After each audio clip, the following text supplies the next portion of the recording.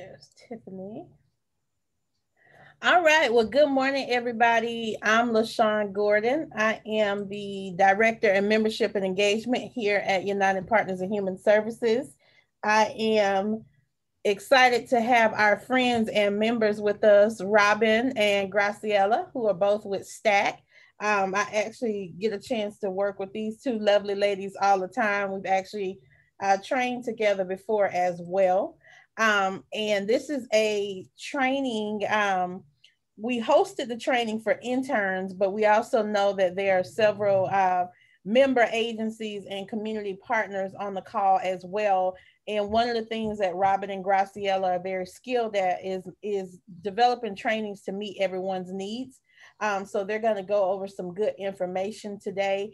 One of the things that we want you to know is that the training is interactive. So as you have questions and feedback, please feel free to put it in the chat, or if you raise the hand reaction button, they'll see it and just kind of know to pause and slow down a little bit. We're also recording the training. So if you want a copy of the training, you can reach out to me just via email afterwards, and I'll make sure I get that to you.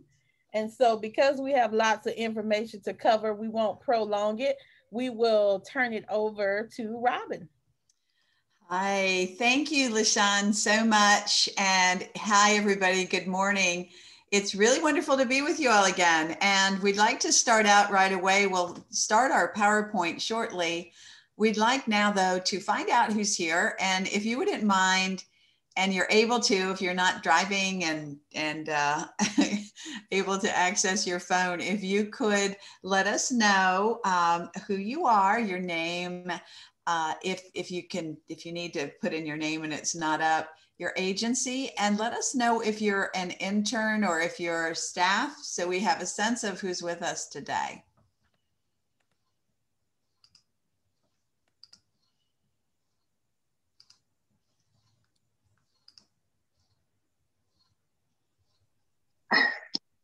Okay, I think I can't see. Okay. Yeah, if you can just go ahead and do that, let us know that you are, and I'm going to start to share my screen now, LaShawn. I'm going to go ahead and get started so I can transition this. Good morning. My name is Dr. Jacqueline Harrison. I am with the Florida Department of Health in Leon County. I'm not an intern, but I'm sort of an expert on this, so I always want to plug in where I can. Thank you, Ms. Robin. I told you where I was, so I'm going to mute and take off my camera now. Okay, right. Thanks so much, Dr. Hairston. And while we're getting started too, if everyone can just put that in the chat, let us know where you're from and where you're working, and if you're an intern or not, and we'll get going. And as we do that, do we want to get a report? We have ounce of prevention, an intern at PACE. Yes, 2 interns from PACE. Great. Brehan Family Services. Great. Couple of interns here with you. PJ, wonderful to have you here. Andrea Hart with Big Bend Homeless Coalition. Great. Lots of interns with Oasis, Girls to Divas. Yay. Hi, Janae. Good to have you with us. And as we go forward, we'll continue to ask you some questions. Anything else you see in this, Graciela, that you'd like to highlight? No, I mean, we have a lot of visitors. That's awesome. That is great. That's great. Well, let's start out right away and just quickly introduce ourselves while you all are letting us know who's here and if you're an intern or not. My name's Robin Hassler Thompson, and I'm one of the co-founders and the executive director of STACK, the Survive and Thrive Advocacy Center. We're an anti-trafficking agency here in the Big Bend of Florida. We've been around for just over 6 years now, and we do work like this. We do outreach and education, and we also support survivors. In fact, during this time, I think starting with the onset of COVID and going forward, we've got more people on our client list than we've ever had. We're serving more people, sex and labor trafficking survivors, adults, youth, across the board. So we've been super busy, and my guess is all of you have been as well. So with that, I would like to introduce my colleague Graciela and friend. We've worked together now for probably about 15 years on this issue, Graciela, and it's great to still be going strong. So let's find out about what you do with STAC. Thank you. My name is Graciela Marquina, and I work in STAC, and so I do have direct contact with victims, survivors, and people at risk of being human trafficking. We work with labor and sex trafficking. It can be adult or kids, or it really, you will see the victims can be different ones. And so like Robin said, I do awareness like this one, and with clients or participants in our program, I just, do safety planning, make a kind of list of goals with them, and see what, meet them where they are, and go from there. And I think one of the most important parts, Graciela, is that the people who are on this call, and I'm thinking about Justin, and I can't see everybody at once, but the only way we do our work is that we work with you. Clearly with UPHS, I cannot thank LaShawn and Amber and Kelly Oddie, actually, who inspired us to have this intern training on human trafficking. Kelly is a board member of STAC. And she's with Oasis, of course. And really the only way we can do this work is in partnership with all of you. And so as we go forward here, please feel free to tell us anything you want to add. We really want to help this to be a conversation and a useful time for you. And I want to start out too, as we do our introduction and we move forward, so that we make sure we cover everything you want to know. Our program is entitled What Every Intern Needs to Know, but now we know there's more than interns on this program. So if there are other things you want to make sure we cover just as we're going forward, feel free to add those into the chat, as well as to let us know any questions you have there. So welcome again, everybody. Graciela, let me turn it over to you right away. Yeah, thank you. We wanted to let you know that we're going to be talking about it's a difficult conversation to have. And it might be a moment where you feel this too much.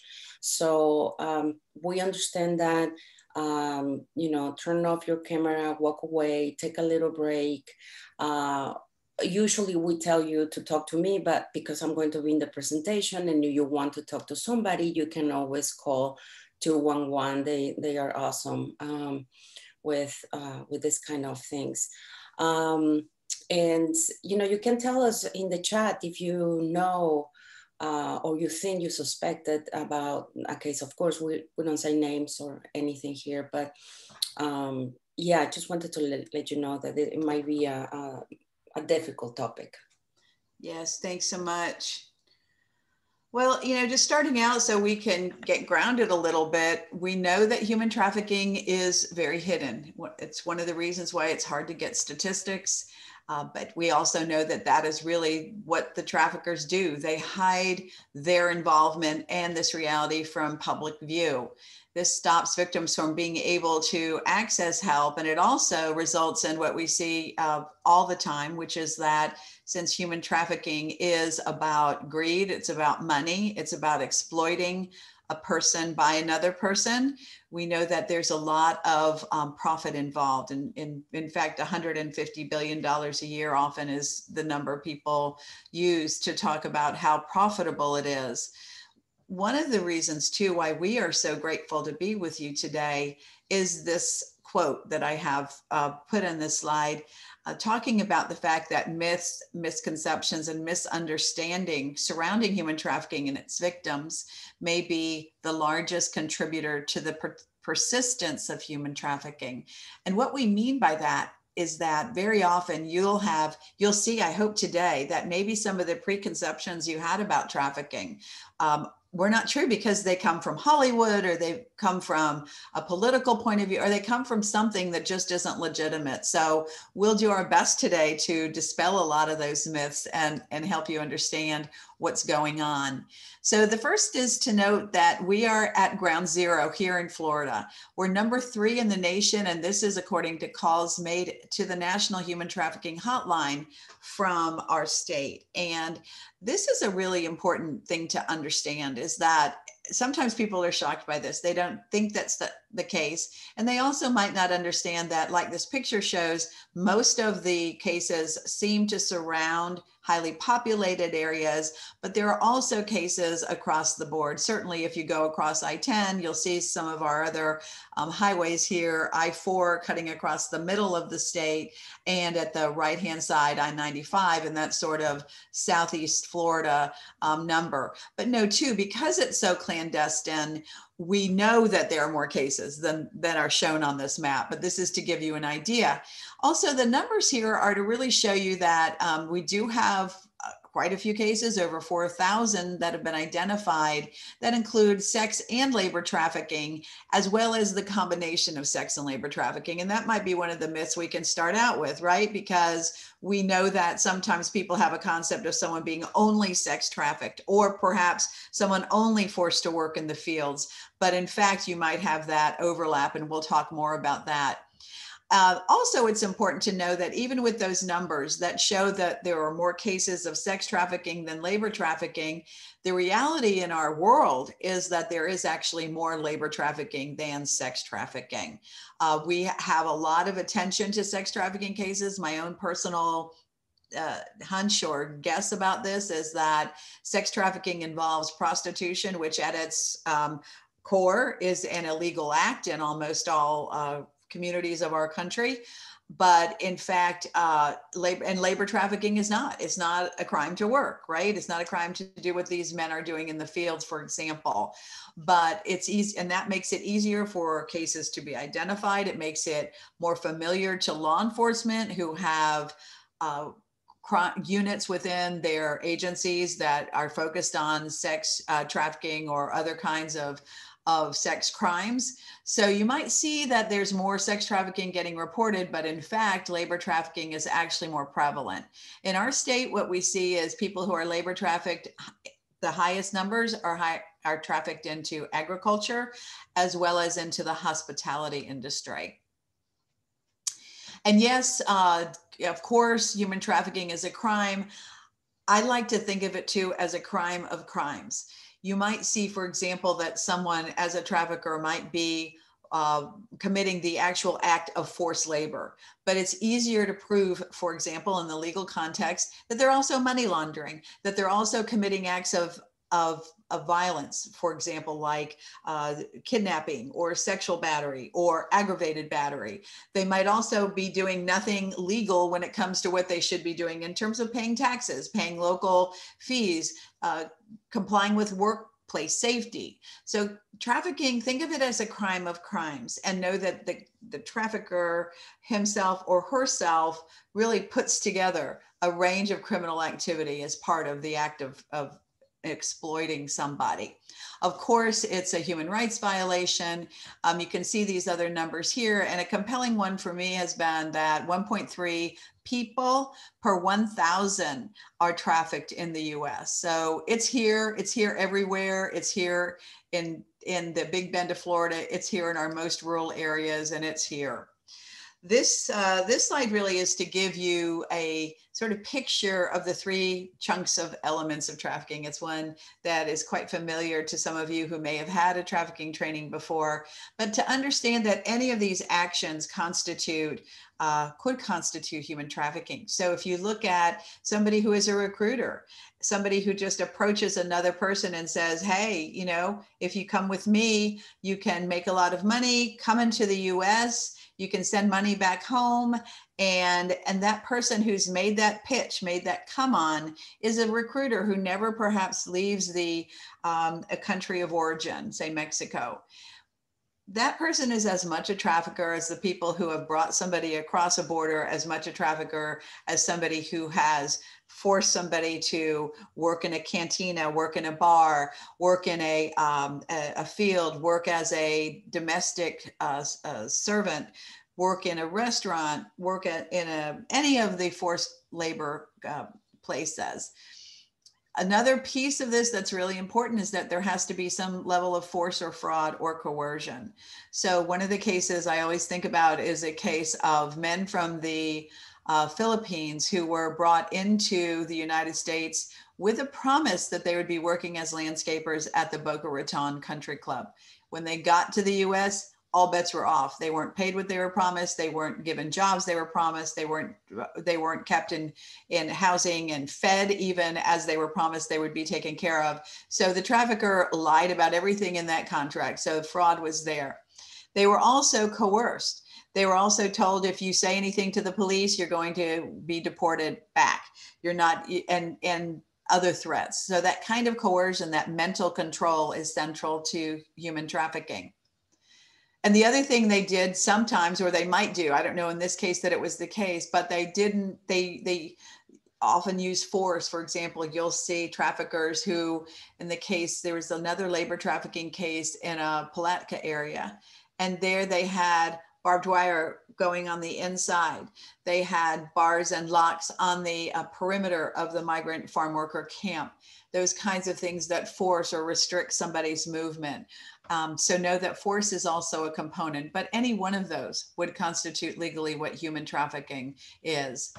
And then there has to be some sort of end to it. There has to be a service or some sort of labor or an action that characteristics, what's the purpose of it? So you might see any number of these things in this third box.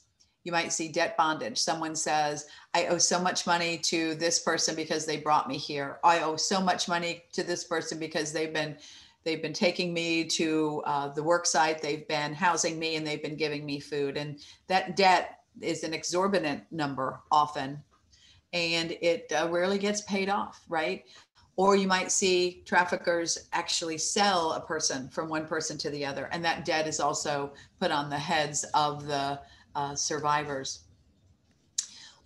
This is you, Graciela. Yes. Yeah.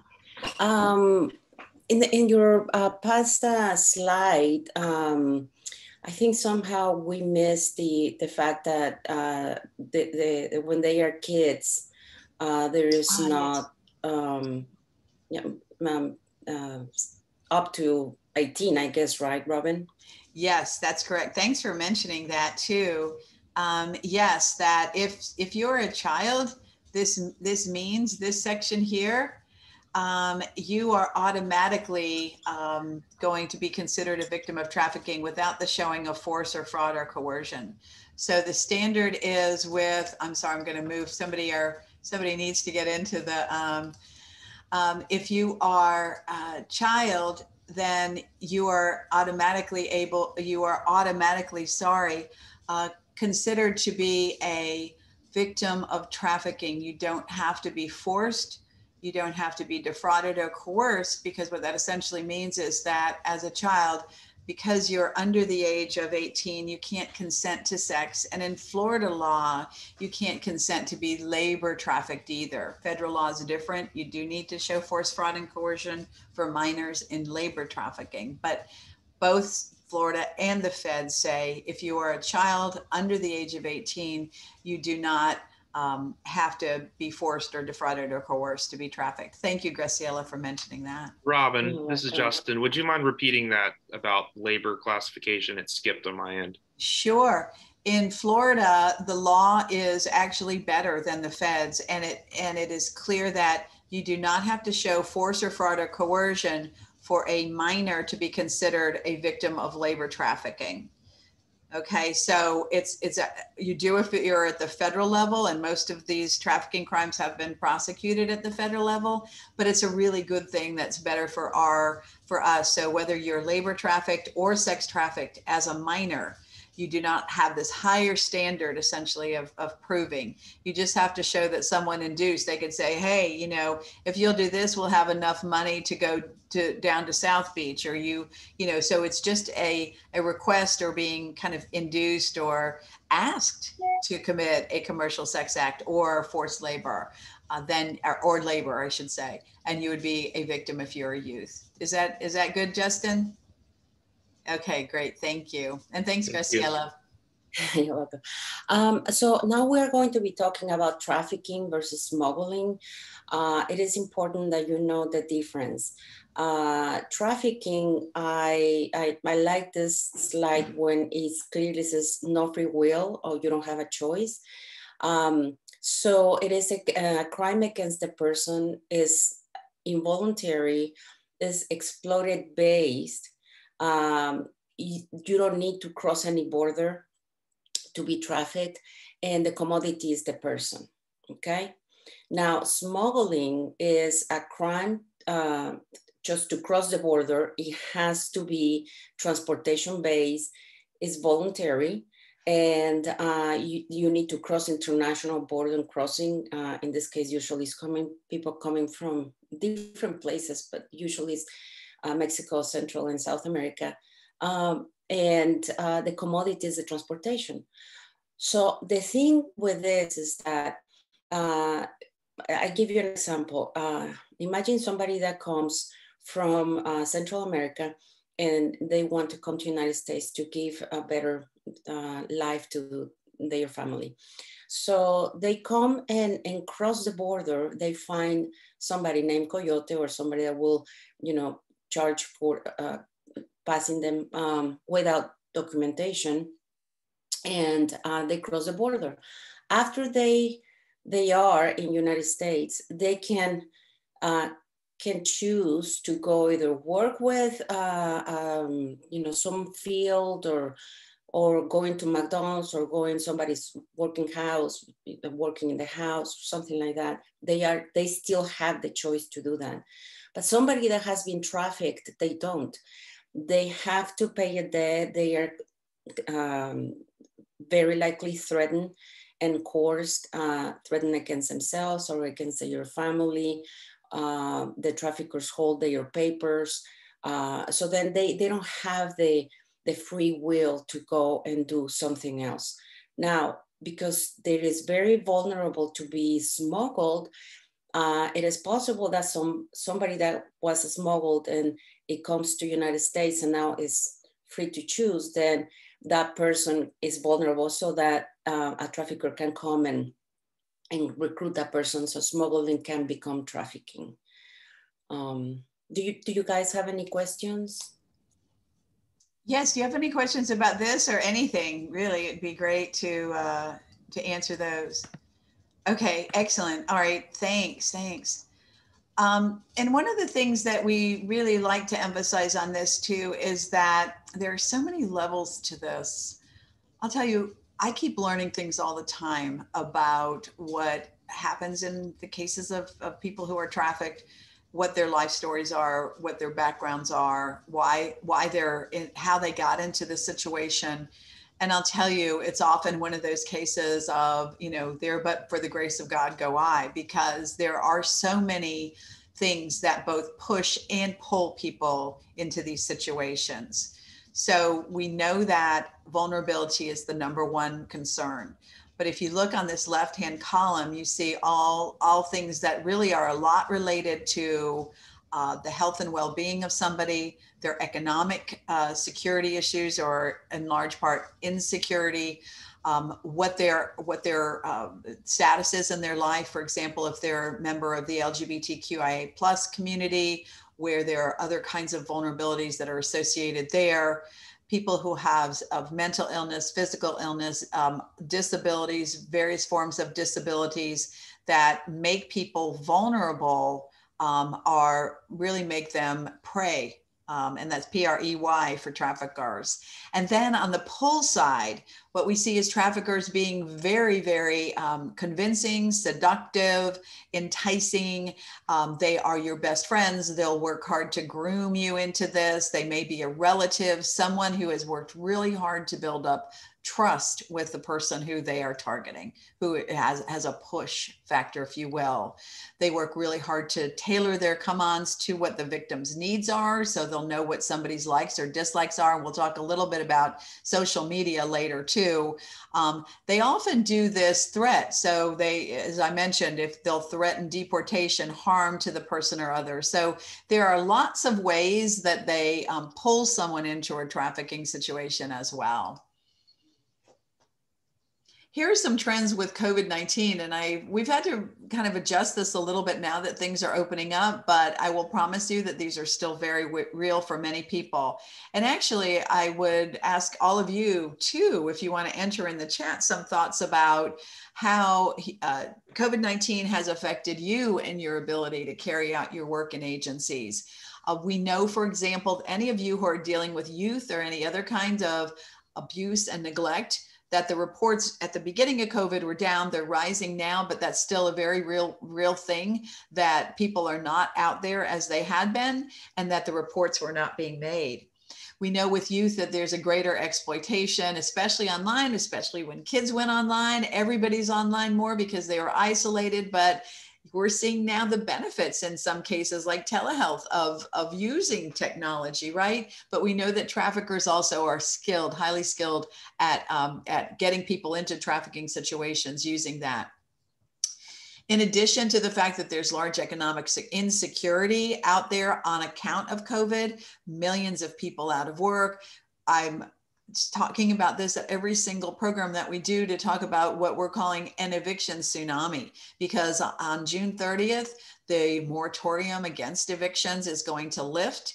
And we're already seeing cases where landlords, for example, are saying to their tenants, might be a woman, this is the case I heard of, where somebody said point blank, if you have sex with me, I won't evict you.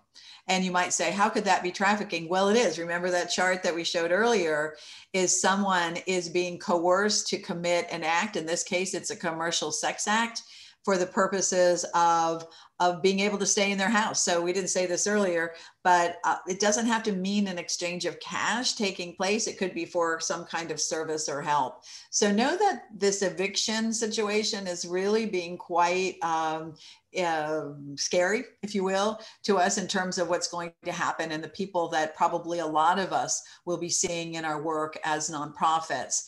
We also know that the economic impact of COVID was harder on people who already had it hard, right? So there's going to be that situation as well. We still know that jury trials, access to the court system by law enforcement, all the and anyone else on the civil or criminal side, it's all been challenged by COVID. And so that's really put, again, bringing traffickers to justice at a slower pace, as well as having it slower for victims to be able to access justice.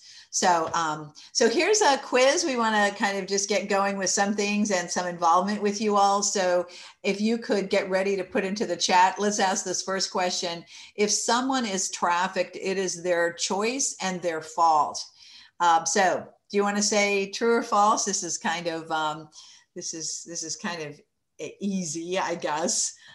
So what do we have coming in? A lot of people are saying false. Absolutely. All of them, actually. Yeah, but the reason we put this in there, and this is a very interesting phenomenon too when it goes out there, because sometimes when people see someone who's been sex trafficked, they say, well, what did they think was going to happen? Right? Or it was their choice to go into this spot. It kind of reminds me a little bit about people who are blamed when they're sexually assaulted. It's not their choice. It's not their fault, of course. But this is our question to put in here to sort of stop that thought where you tend to even go into the world of victim blaming, and everybody does it. So it's really important to recognize when that happens. So traffickers make victims commit crimes. What do you think? True or false? People are saying true. True, absolutely. And Graciela, do you want to chime in on any of these so far? You know, for this one, I will, you know, obviously forcing someone to be a drug mule, to commit acts of prostitution, to commit theft. We've heard of cases where traffickers require, as part of, this was a case where young men were being trafficked, youth, and they also made them go shoplift. They made them shoplift sports jerseys, very expensive, you know how like official sports jerseys are.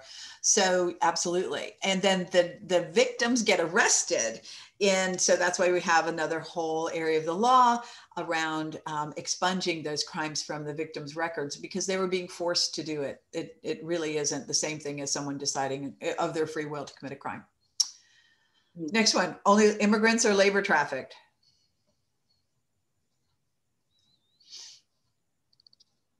So people are saying false. Yeah. So obviously, people who are immigrants, as well as people from the United States who are born here, are trafficked. And what about traffickers are easy to spot? And this is one too. Is that true or false? Yeah, people are saying false. False. And what do you think about that, Graciela? I know we've got a slide coming up, but yeah. Let me jump to that right away, and we'll go back to the other one. So let's okay, as you answer this question, let's talk about this.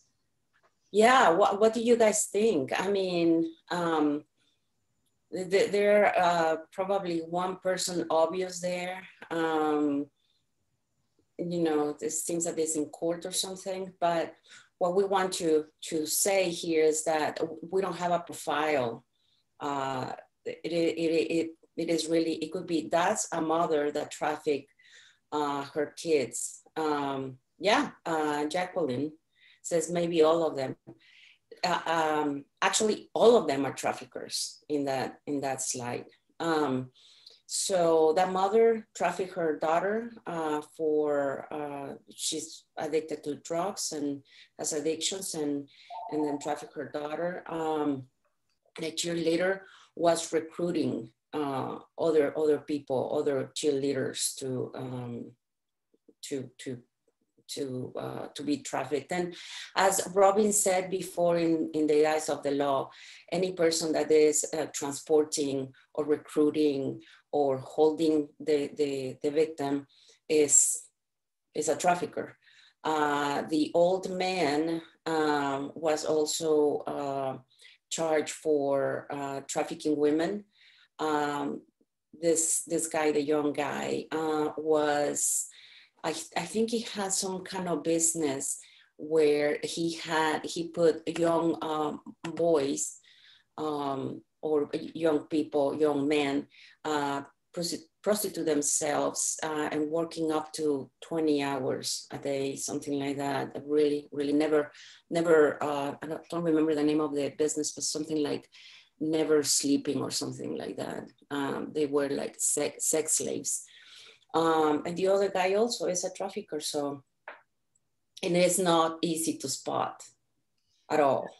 Exactly. So let's go back to the slide of this, Graciela. Yeah. So who is at risk?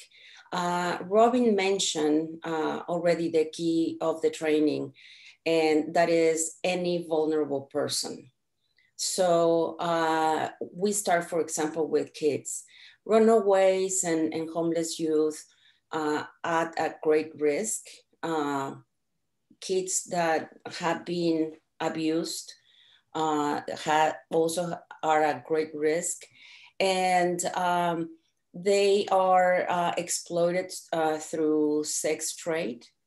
And then you remember the slide where we show Florida is the third in the country? Well, part of it is because Florida, has a lot of ports and the beaches, and is Orlando, and there's theme parks, and it is a magnet for kids to come here. It's a good weather most of the time, so that's one of the reasons.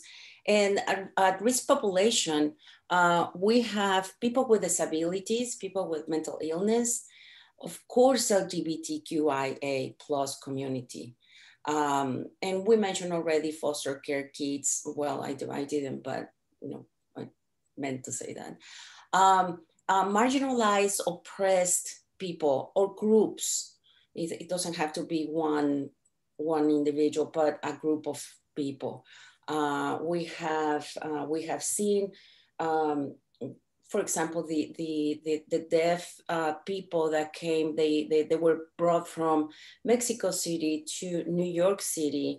The sign language in Mexico is different as the sign language in the United States, and they were exploited. They put them to, to beg and get money in the middle of the city.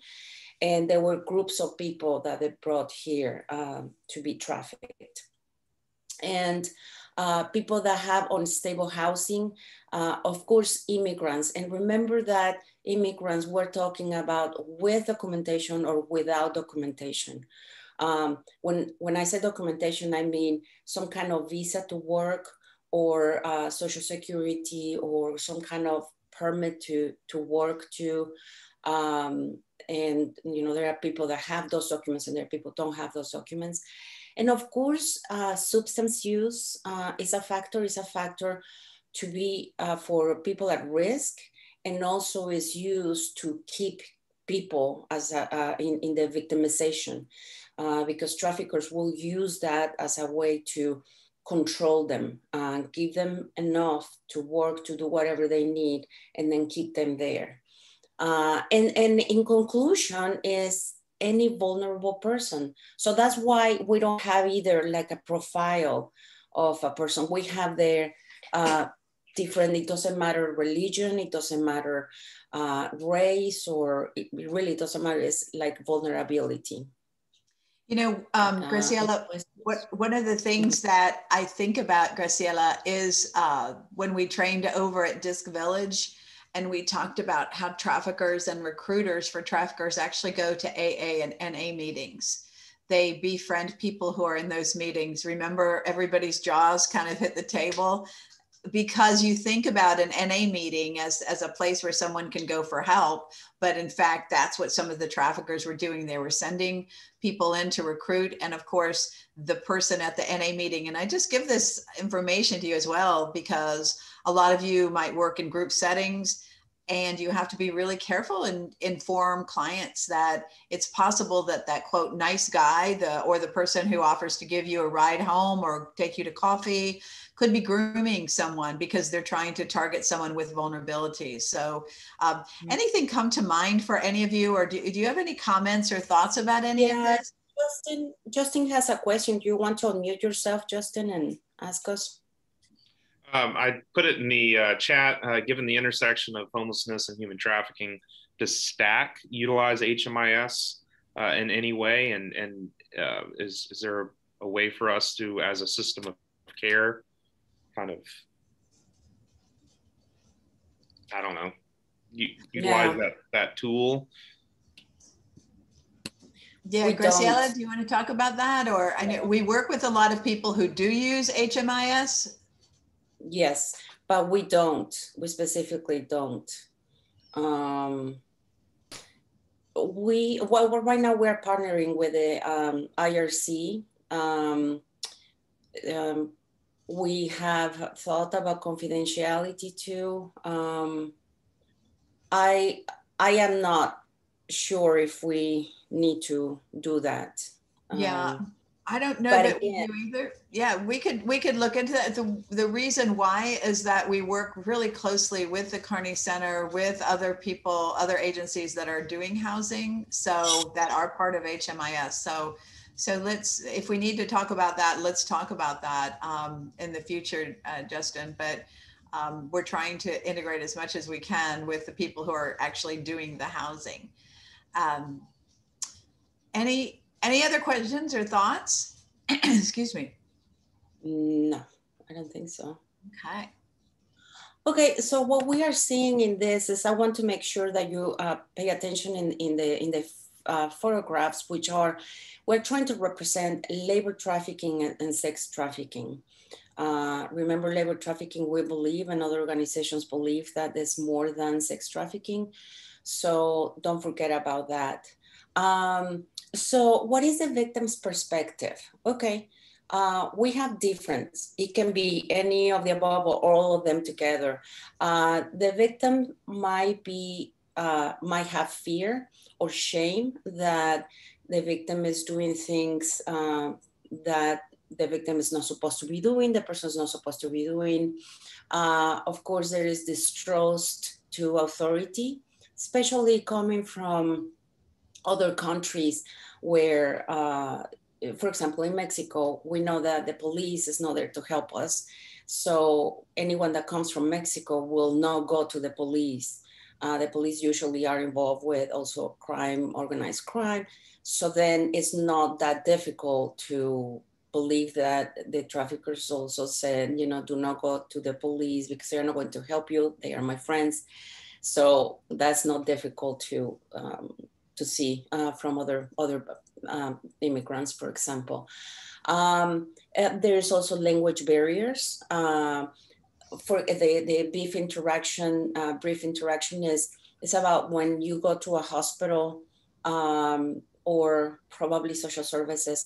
It might be the person is coming and see the triage nurse or the receptionist, and then you see somebody else, and then somebody else, and then it's answering the same questions, which add more distrust. Why these people are asking me the same questions, for example, in the hospital setting.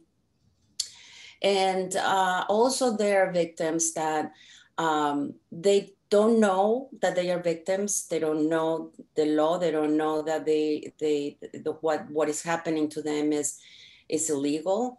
And also I wanted to give you this example of, for example, somebody that is grooming a person to for trading for sex trafficking, for example.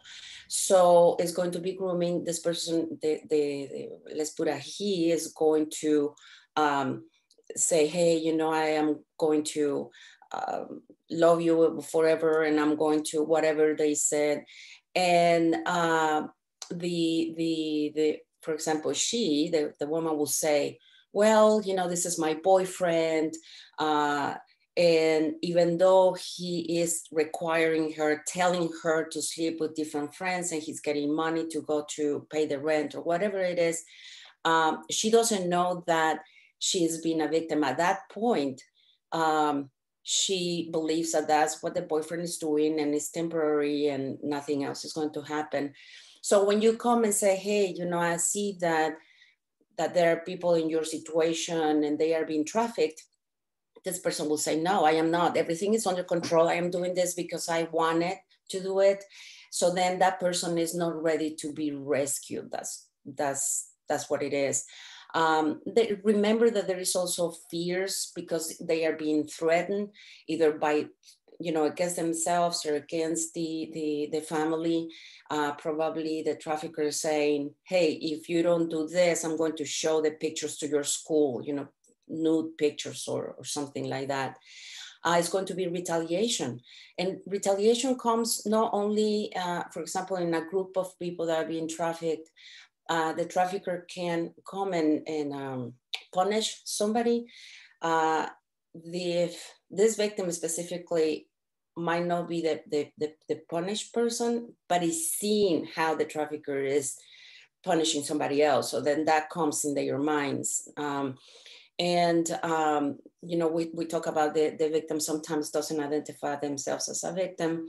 And remember, it could be, it's not always, a trauma bonding or Stockholm syndrome, where there is an unhealthy relationship between the trafficker and the victim, where the victim is going to believe that the trafficker is not that bad after all, and will somehow have that, like I said, unhealthy relationship, and it is harder to leave the situation.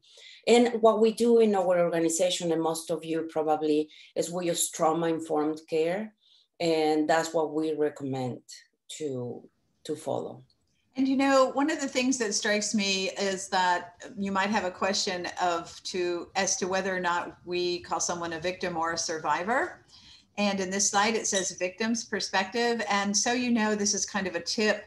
We often use the terms interchangeably. Usually, if someone is out of a trafficking situation, if they are not currently being trafficked under the control of the trafficker, if they're out, then we refer to them as survivors. But I'll tell you, in the law, even when they're out, they'll still be called a victim under, you know, any kind of crimes compensation or any kind of legal procedure. You'll see it still being the person referred to as a victim. And so know that too. Sometimes we've worked with people who said, I'm, you know, neither a victim or survivor. I'm not identifying with the worst thing that's ever happened to me. So the verbiage around it can be different. So one of the things that, I mean, what do you think, Graciela? One of the things we like to do is to ask the person, you know, how do you feel about this? Or if they see anything, to let them choose not to identify with being a victim or survivor, whatever works, right? And we don't call them and say, hey, you know, we just use those terms for training and, but not even in between ourselves. We do know that as soon as the person is a survivor, there is a likelihood that it become a victim again. That's, you know, because the fact that they found services and they are in counseling and all that, it can become involved in a situation where it becomes a victim again. So that happens. So when I see somebody, my initial questions as a social worker is that I attend immediately the needs. The first needs is really water and food. I cannot imagine to start talking with somebody without, you know, this person being thirsty or hungry. I try to have the person in a comfortable place. If I am in an office, I ask them to choose where to sit. There are some people that have issues sitting next to the door or against the door. I really want people to be comfortable. And I start going more into safety issues, who the person came with. When they leave the office, are they going to go to a safe place? And I am conscious about whatever this person says.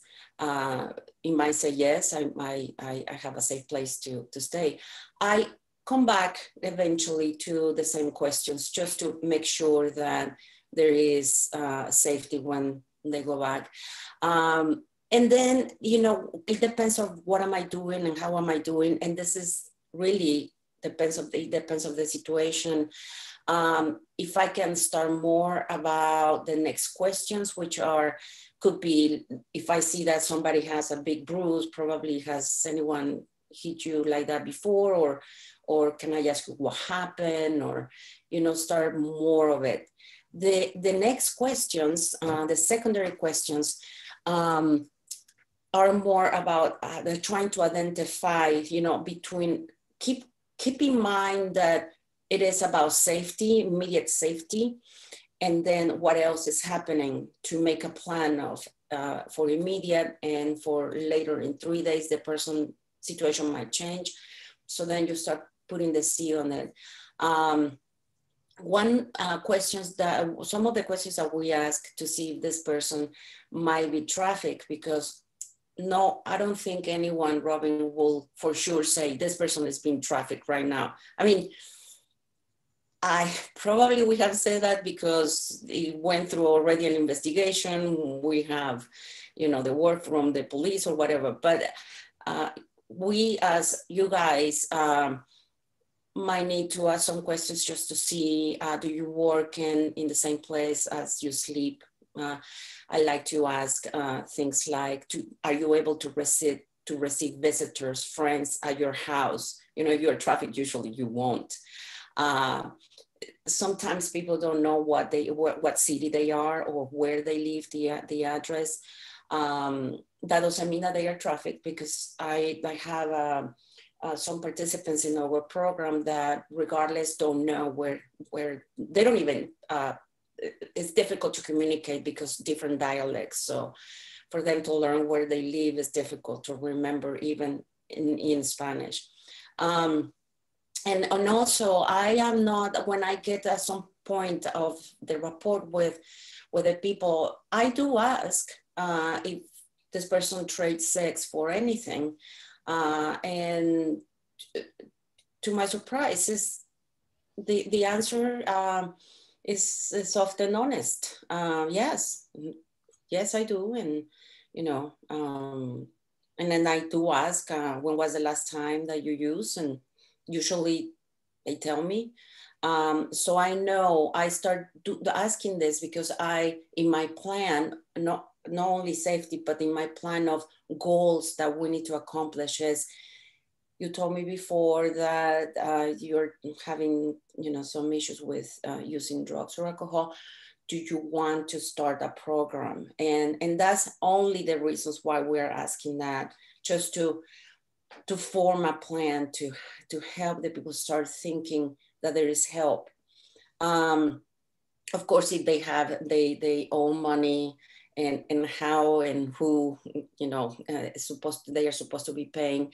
And it is often more than what I want to think, is that the traffickers do control the documents of the person. And I want to make sure that you know that it doesn't have to be legal papers. Even if the person that came here from another country and bought a social security number or bought a birth certificate and it's false, it's fake, that still has some value to the victim. And the trafficker knows that. The trafficker exactly knows that and will hold that as a way to, control the victim. Do you guys have any questions? Yeah, any questions there coming in? I have somebody, Justin. Let me, Justin, and tell me. Yeah, I was just wondering, because some of the questions seem vaguely familiar based on the tool that all of the service providers use, the VIASPDAT. It's a vulnerability index. There's 3 different indexes. One is for transitional age youth. So we're most familiar with that over here at CCYS. Y'all can't answer this question, but I was just wondering if there's a way to incorporate some of these questions into the VIASPDAT or any of them. I wonder too, I think that the things that make me think about these questions, I always think these really get to the person's knowledge of where they are, and also their agency, their ability to have control over their lives in one way or another. And none of them are dispositive, right? None of them will be, if you answer yes here, you're definitely trafficked. If you answer no, you're not. And I wanted to emphasize that too, for even the questions Graciela led us through, the first ones is really just about building trust with someone, making sure they're comfortable, and then getting a sense of their safety. And then with these, they get more to the point of agency and somebody's, as you're saying, their vulnerability related to their own ways of knowing where they are, where they're going, what they need to do, and how to access help. So that's one of the things that is challenging about this, Justin and everybody, is that you might get all these questions answered no, and someone could still be trafficked, and all of them answered yes, and they could not be trafficked. We don't always know ourselves. So we can have numerous interviews, right, with Graciela, with somebody, and we still aren't sure, or we may find out information later. And one of the other pieces of this, let me emphasize this as well, is if you do connect someone with legal services or a criminal case ensues, these are all pieces of evidence that could actually help a survivor later to either recover or to, if someone is an immigrant, answers yes to any of these will help them obtain an immigration status where they might not have had that, might be eligible for a T visa, which is a visa for those people who are trafficked to stay in this country. So there's a great utility, usefulness around using these questions to kind of figure out what's going on in that person's life. Right. And remember to everyone that trafficker.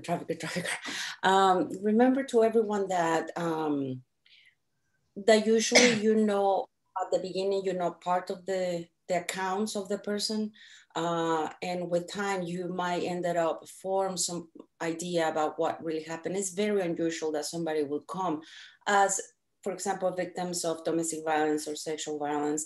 They won't come and tell you everything that happened to them. So it's like that. So I wanted to remind everyone with this slide that we do have gangs around here. And what the youth are being exploited through gangs. And I don't know if later on, Justin, if you can help us with an example, if you have any. So what the common activities for many is I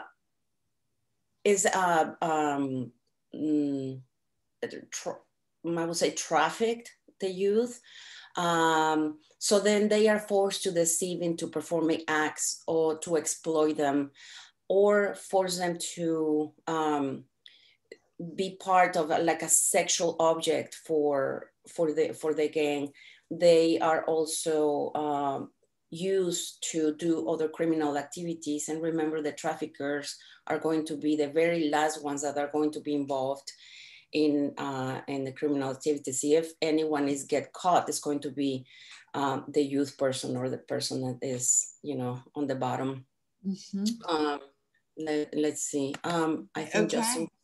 Yeah, was there another question? Yeah. I was just suggesting that when it's time, I have team members on here as well who could give input.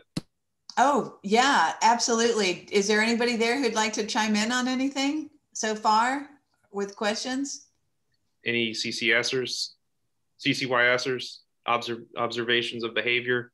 And with this too, for any of you at CCYS or anybody who works with youth or an adult who has some kind of gang past or gang activities, just understand that, again, it's a red flag. It could mean that, especially if they're female, that there has been exploitation, trafficking, especially if they were youth, and that should go into understanding their trauma and also their vulnerability to being trafficked again, as Graciela was saying earlier. So, so anyone else have a question or comment or anything you'd like to add to our discussion so far? CCYS decided, I don't know. I realized they all went off camera and they're across the street at the drop-in center, so they might be clients. Okay. Well, I'm here. I'm trying not to put the camera on. Oh, do you have any comments, Sandy? Well, this is I'm with Sandy. This is Janelle. Oh, Janelle. Okay. Hey, how are you? I'm wonderful. How are you all doing? Good. Morning. So yes, that as far as with as far as being involved with the gangs and things like that, being exploited through gangs and things like that, I have experienced where it was actually some of this can also be part of initiations and things like that, becoming members of gangs and things like that. So we have experienced that.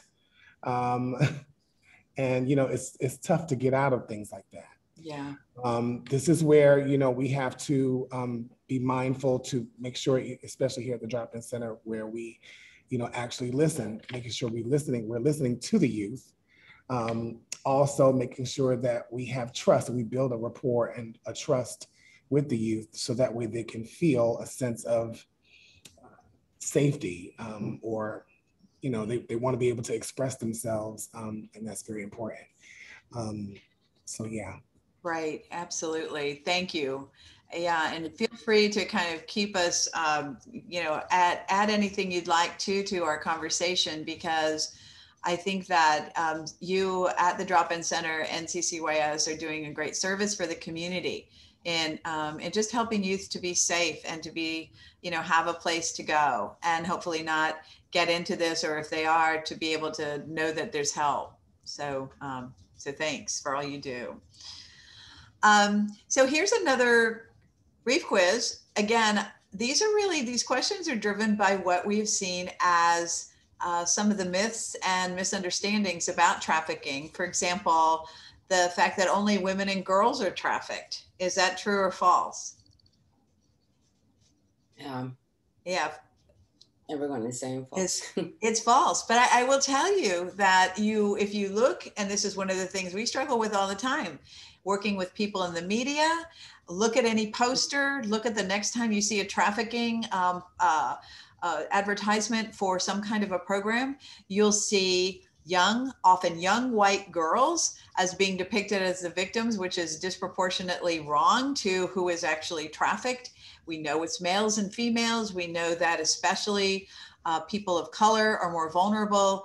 And so know that this really springs from us trying to tell everybody, no, no, no, it's more than women and girls, of course. What about traffickers are most often strangers to the victim? Those who are typing in the chat, they're saying false, false, false, false.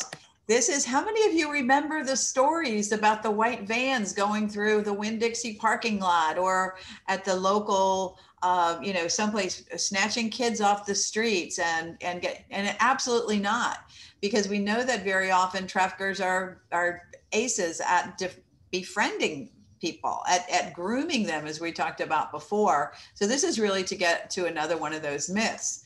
We've already talked about there's more sex trafficking than labor trafficking. No, there's actually more labor trafficking. And it would be really great for all of us and all of us who are on this call today to think about where there might have been or there might be vulnerability to be labor trafficked, especially think about during the pandemic when people are so desperate for jobs. And traffickers can find you on social media, true or false? Yep, true. Absolutely true. In fact, this next slide is a good one to kind of give you some ideas that we know that this grooming takes place with traffickers posing as, or they might actually be, age appropriate or inappropriate. They groom them through becoming benefactors, job promises, all those things that we talked about earlier. They often use this something called sextortion, where as they befriend, they talk about how beautiful the person is, how good looking they are, how hot they are. Can you give me a pic of, maybe a partial nude, a total nude? And then they use that as a form of what is called in law enforcement investigations of sextortion, where they say, oh, now that I have this picture, this is what I need you to do for me, or else I'm going to share this with everybody in your church group, with everybody in your school, because they've taken the time to get to know that victim, get to know that youth, and understand who they hang out with, who's they're friends with, what their vulnerabilities are, et cetera. So know that too. I heard someone on a training the other day say, well, I monitor all my child's social media accounts, or I don't let them have social media accounts. And then you have to say, well, do you let them play Fortnite? Do you let them play any games? Any place where you can be direct message, a traffic can find that victim.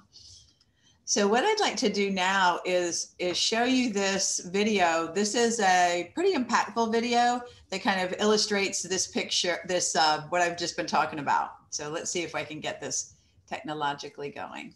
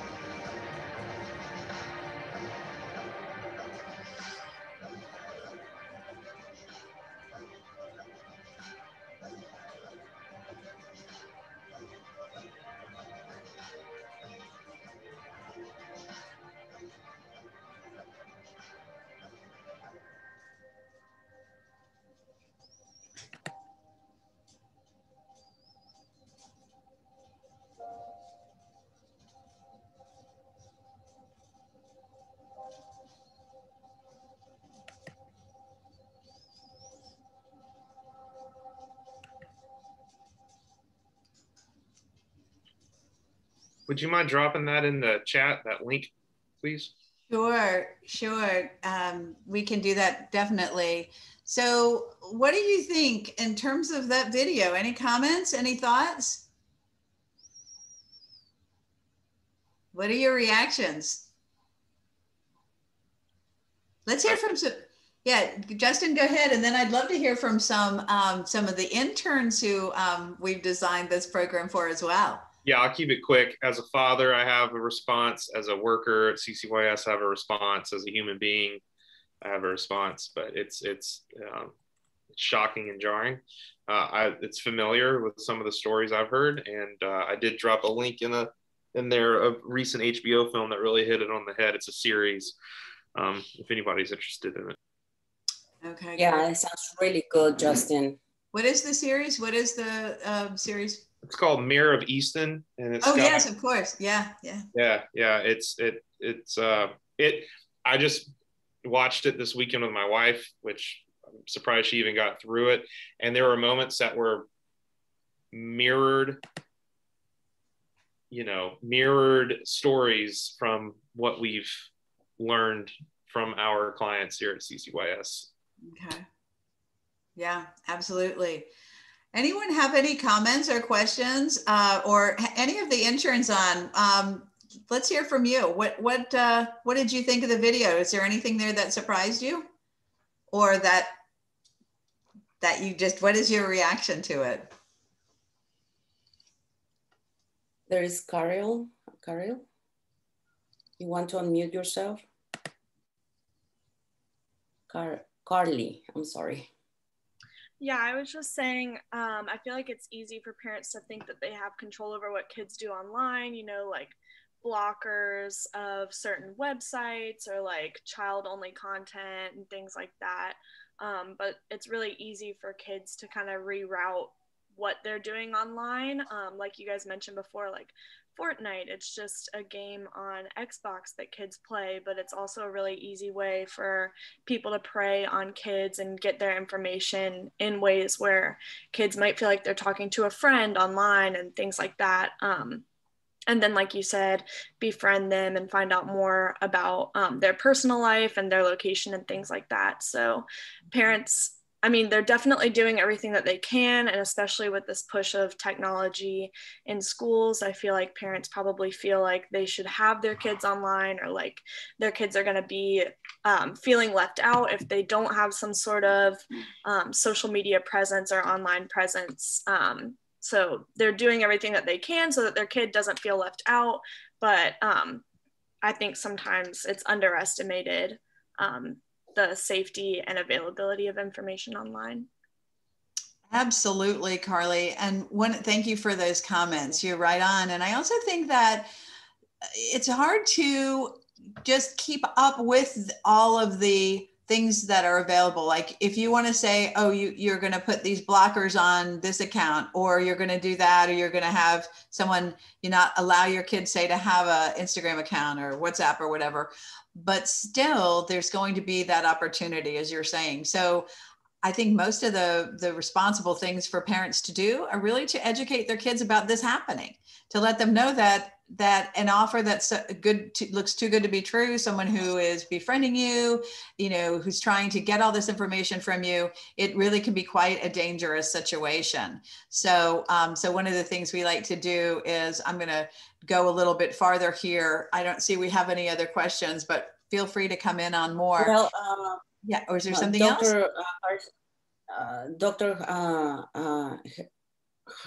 Mispronouncing her name. Hairston, yeah. Just give us a little, link to go to the I Am Jane Doe. We have used it for trainings. It's really good. Yes, absolutely. Thank you, Dr. Hairston. Just really quick on that. Yeah. I'm not sure if any of you've ever met. There was two parents, two stories. I don't know if either of you professionals have ever met either of the parents on that Jane Doe. We have not. The mom of the young African-American female. We'll have the conversation. I think I mentioned to you, Doc.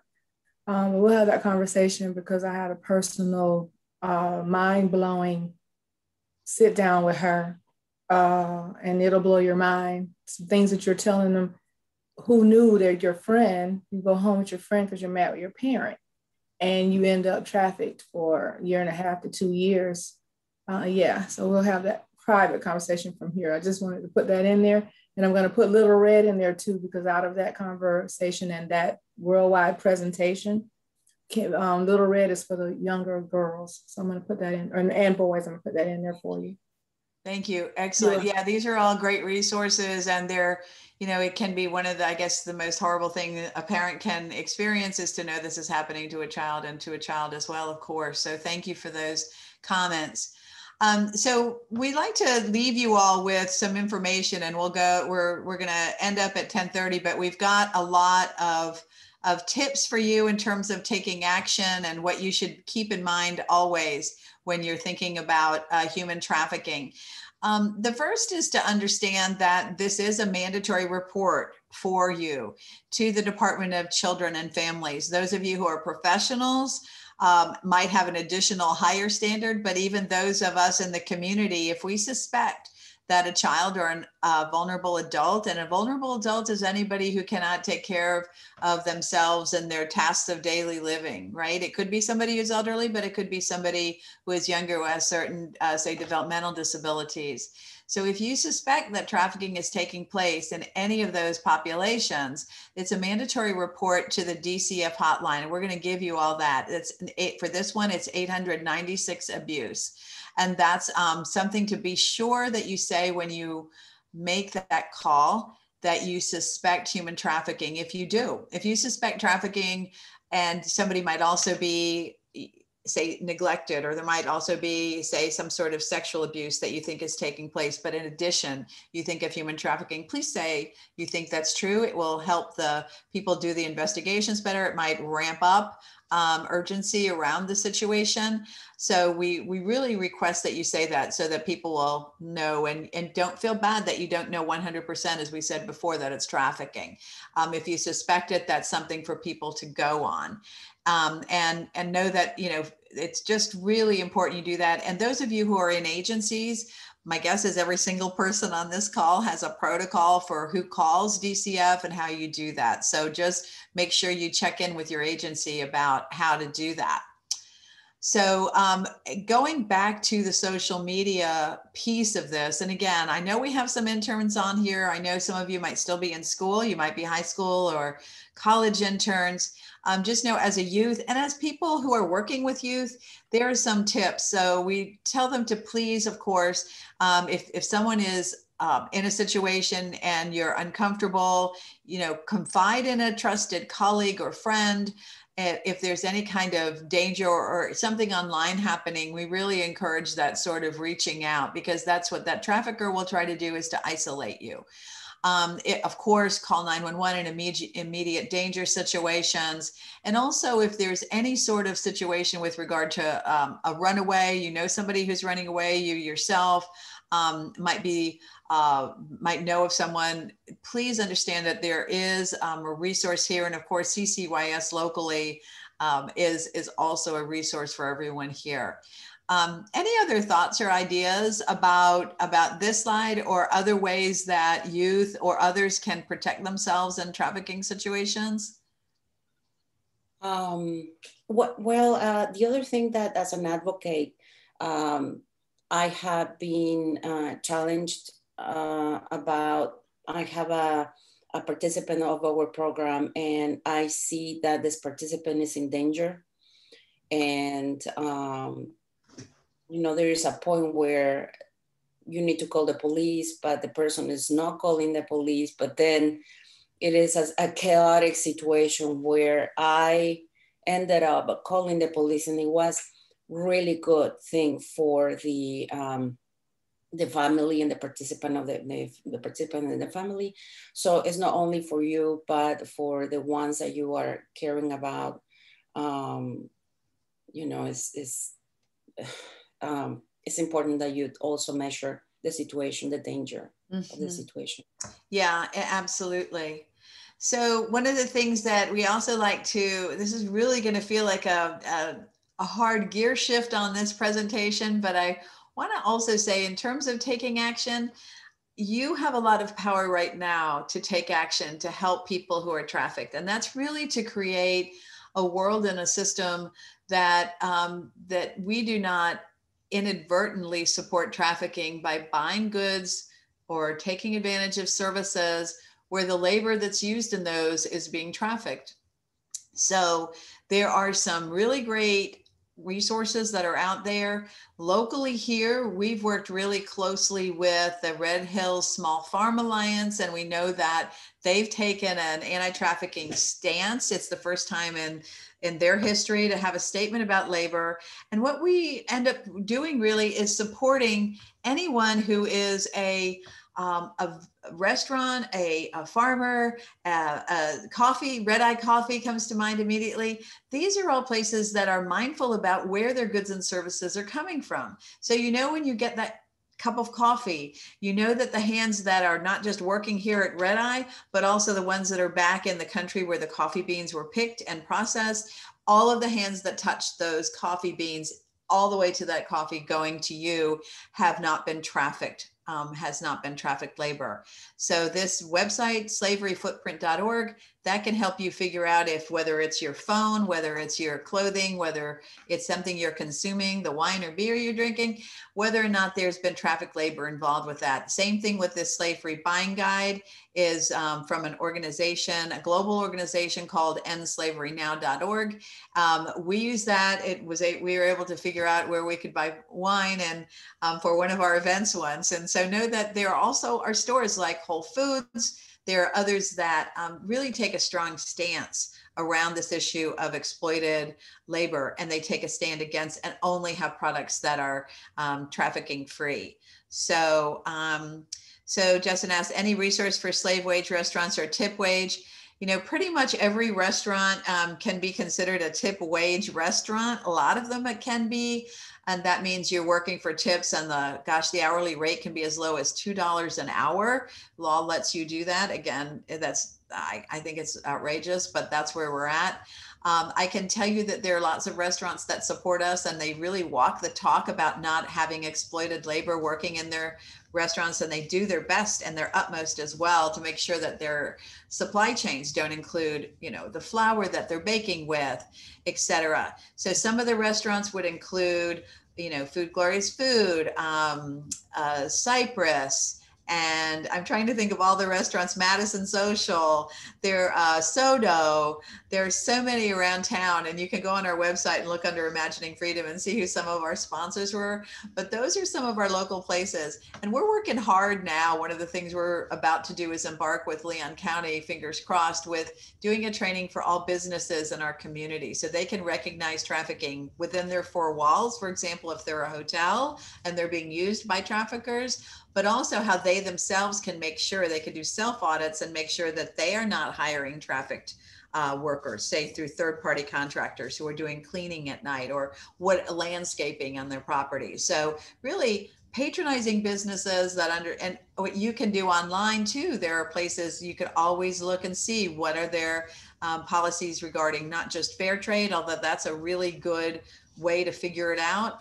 But know that there are also other ways. So the FSU College of Law has a great project called the Human Trafficking and Exploitation Law Project. They developed a video actually about children who were labor trafficked in the production of cocoa. And what they've done is another great place to get chocolate. Peterbrook has also got a fair trade policy, as does these chocolates called Tony's Choco Lonely. They're delicious. All of it's delicious, let's face it. But those are all fair trade and trafficking-free chocolate. So remember the ton that you can do every time you go to the store, every time you shop online. Yeah, I wanted to quickly say something to Justin about the slave wage restaurants or tip wage. You know, unrelated, I had this restaurant. I used to go to this restaurant. It was one of my favorite ones. And then I find out that the owner was taking the tips. The owner wasn't giving the tips to the people. I talked to, and I managed to talk to different people at the restaurant. They were not trafficked. They could walk away. but they were not giving the tips. What I did was, I didn't go to the restaurant, and I told every one of my friends not to support this restaurant. So it's a little tiny thing, but you know, I don't want to see exploitation either. Yeah, no, that's really helpful, Graciela. I was just, Robin referenced the resource on the website. I jumped over to see if I could find a list. That would be a great way to support, you know, just to patronize those who are working with you. It's under resources. It's under, if you do Imagining Freedom, but what we're trying to do really is to develop, it's been my dream that we could have sort of like a program that really enlists people to be part of it, that we have them dedicated and working on this, and that we continue to advertise them so we can help drive people to go there, because then again, that's supporting fair labor, and it's creating a world in our local community that's fortified against traffickers, right? Because if someone has enough money to get, and they have decent health care, and they have housing, and they have the ability to support their children, they won't be enticed, they won't be vulnerable to being trafficked. Here's some other things that we like to leave with you so that you know that there are lots that you can do. And if we have time, I'll jump on our website and show you some of this. So there's lots of materials that are out there. This is the number for the National Human Trafficking Hotline. I've got other information on this for you. Please know this. These are all things that you could do that are going to be helpful to, again, fortify your agency, fortify the community, so that we're all preventing. And this last one about prevention strategies with patients at risk, that should be clients. We use this slide for healthcare workers as well. But know that there's lots that you can do. I also think that it's important that, you know, it's intimidating suddenly that we're telling you about human trafficking and what questions to ask, and, you know, kind of figure that out. Remember that you don't have to do it yourself. You are just the link, not just, it's an important part, the link for services. So you can call us, you can call the 888 number. The important thing is that the clients know that they are not alone, because they, you know, that the feeling is that they have been going through horrible things, trauma, and being alone is another extra thing that the traffickers do, isolate them.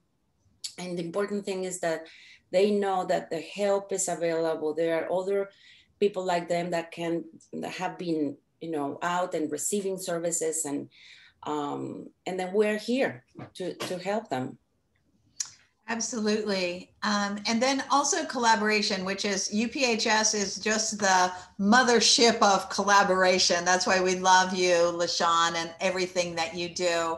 And it's through UPHS and the work that we've been able to reach out to all of you today, of course, but also know that we're here. So our partner, Graciela mentioned the International Rescue Committee. They're our partner here in town, the IRC. We work with them. They also provide services to all forms of people who are trafficked, labor, sex trafficking.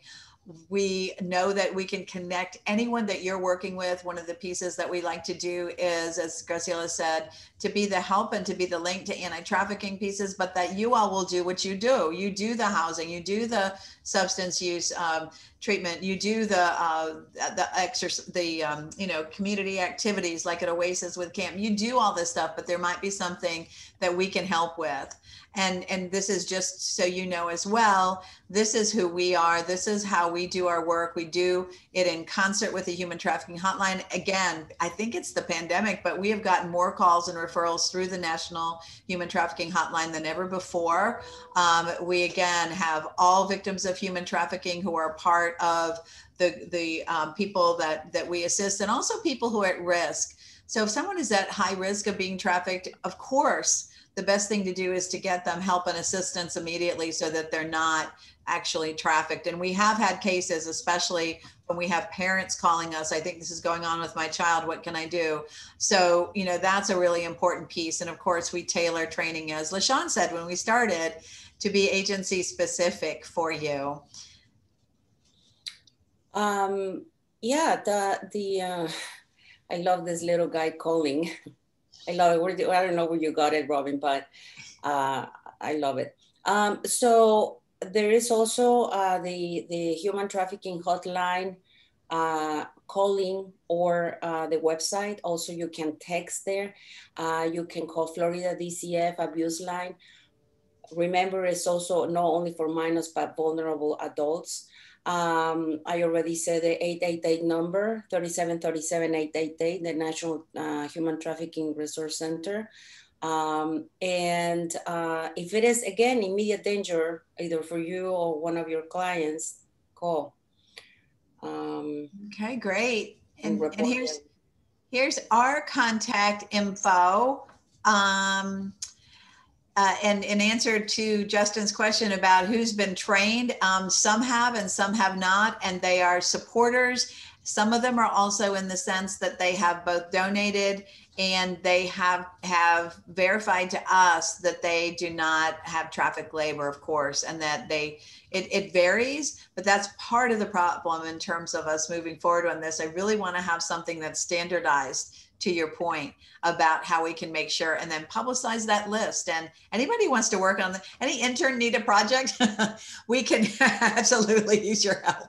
So, so yes, it's a work in progress, so to speak, and we're going to be honing that a lot more. I'll also tell you, and this was really, really interesting.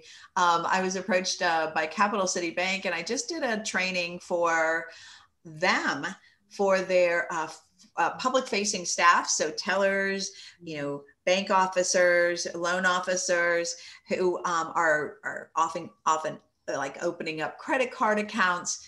And so we did that training about how they can spot trafficking in their world. And I will tell you, I am so impressed by the response of Capital City Bank. And we hope to take this sort of community wide into the financial industry so that people can, again, because this is a money issue, money needs to move through banks and banks need to be savvy. And there's so much out there about this. So know that all of these agencies, all these organizations, businesses, restaurants, farmers, purveyors, they're all people who could be part of this movement, as well as, again, be out there to make sure that survivors are not trafficked, or if they are, that they get the help they need. So, so this is the conclusion of our formal presentation. I wanted to give you one more thing though, in terms of what you could do, because I know that there are a lot of you on here who are a lot more savvy on social media than I probably ever will be. And I'd love to show you really what you could do in terms of the STAC website on taking some additional steps. But as I'm pulling that up, can we just see if there are any questions or comments? I'd love to hear from you all. Anybody have any thoughts? Has this been useful? Do you see this as being is there anything within your own agencies and your own jobs or your life as a parent or as a Sunday school teacher that you're going to take from this training and use it going forward? Any thoughts?